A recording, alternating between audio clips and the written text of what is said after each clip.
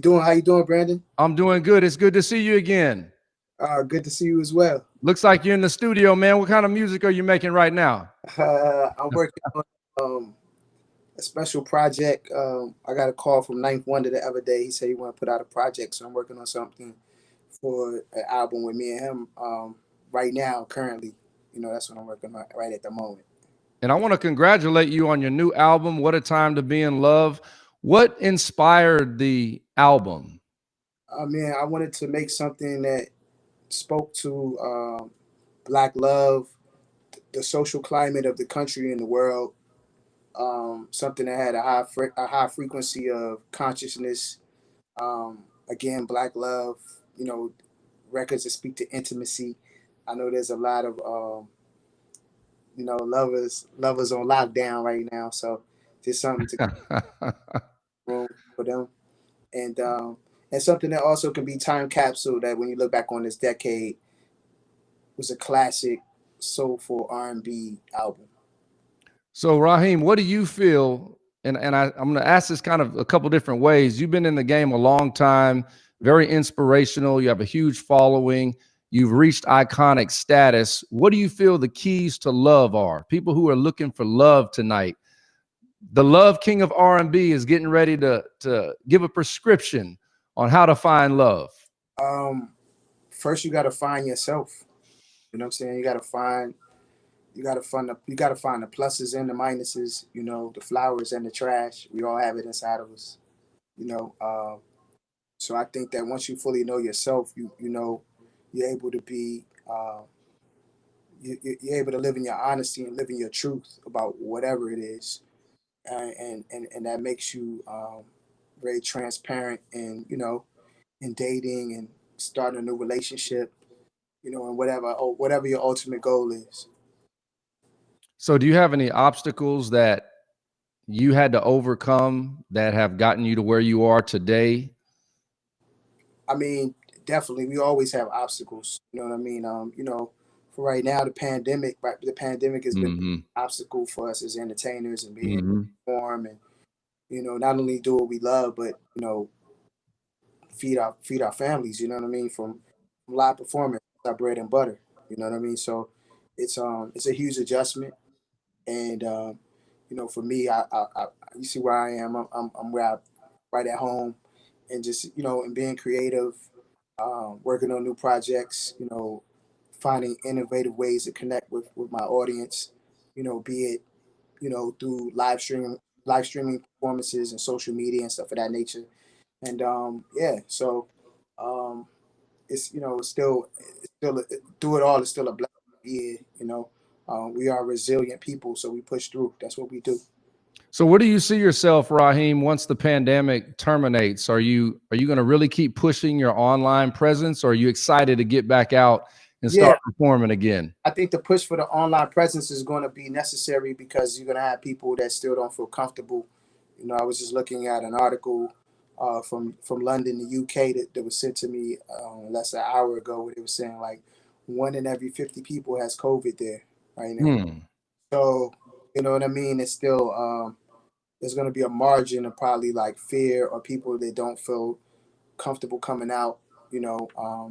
Depending on what health how what health risks they have, um, and uh, and so forth and so on. So it's a roll of the dice right now. I think that you know when it's conducive to performing and safe publicly, I'll do those shows and I'll be doing a series of online activities as well. And speaking of COVID, Raheem, what are your thoughts on the vaccine? Are you going to take the vaccine? Or are you kind of indecisive? What are your thoughts on that? I don't plan to take the vaccine. I'm more focused on um, health and wellness and making sure I have the right things going into my immune system, and I'm ingesting the right things, and then of course using common sense and washing my hands and wearing a mask when necessary and all of these things. So yeah. So Raheem, tell us real quickly about the Love Life Foundation. So the Love Life Foundation is my foundation. We founded it some years ago. Some of our major initiatives are feeding the homeless, those that are displaced as well as being, a lending a hand and being a beacon of light to, the areas that have food deserts, in my city and in other cities throughout the country, fighting domestic violence, sex trafficking, child exploitation. Uh, Mm, we do what's called the Textbook Scholarship Fund, which allows us to supply books and supplies, mm. buy books and supplies for students for their first year of college. So we've been, been able to help a number of students and see a number of students off to college for their first year. Oh man, that's great. Yeah, over the last few years, Mhm. as well as other initiatives. I had a huge partnership with the AHF at one point, um, in the fight against HIV and AIDS and, Mm. other STDs. So, yeah, I mean, just working, man. Anything that Powerful, man. is needed in the community. When COVID started, we did um, home cooked meals and for the essential workers and first responders. Um, we did a partnership with an organization here on the ground, and they prepared the meals and took them and dropped them off to different hospitals and whatnot. Wow. Yeah, so it's a lot of cool things that we got, going on. And then typically, we do a lot of real service to the people for the holidays with turkey giveaways. And, we did over 800 turkeys this year. Um, a lot of different things, toys for tots, all that good stuff.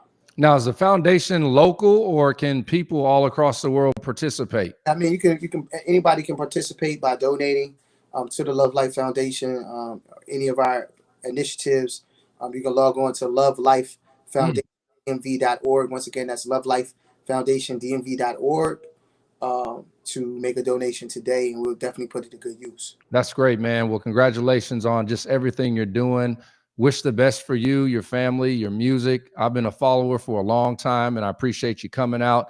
We're going to close out talking about Mr. Midnight. So break down Mr. Midnight. We're going to play a little clip once the interview is over with. Yeah, Mr. Midnight is the first single off of my brand new album, What a Time to Be in Love. Pick it up. It's on all digital platforms. Title, of course, which Black owned. Shout out to Spotify, Pandora, Apple Music, wherever you get it, wherever you stream your music, is there waiting for you. So enjoy Yeah, it. yeah. Bump it. Mr. Midnight is like the perfect. Midnight is a very special, magical time. It's kind of like that time for the social nightlife, uh, Mm. typically where it's not too late or too early to kind of start your night. You know, Yes, sir. I like that, man. Mr. Midnight is the soundtrack to um, to closing the deal, for the night. And Whoa, whoa, whoa, whoa, whoa, whoa, Raheem, closing what deal? Come on, you can't leave the people hanging out there. Close what deal? I mean, it really depends on what the goal is. You know what I mean? It's it's that it's pretty self-explanatory. It's definitely that anthem, man, for 2021, for sure, and beyond. When I listened back to after we recorded it, it kind of pulled the emotion of like I wanted to make a record that reminded me of like seeing my mama in the kitchen, what I'm saying, 1984, when like Marvin Gaye came on. I didn't understand why the women would kind of move differently when Marvin Gaye came on. You know what I mean? When that record came on, Sexual Healing. So it definitely has the mystique of that. You know.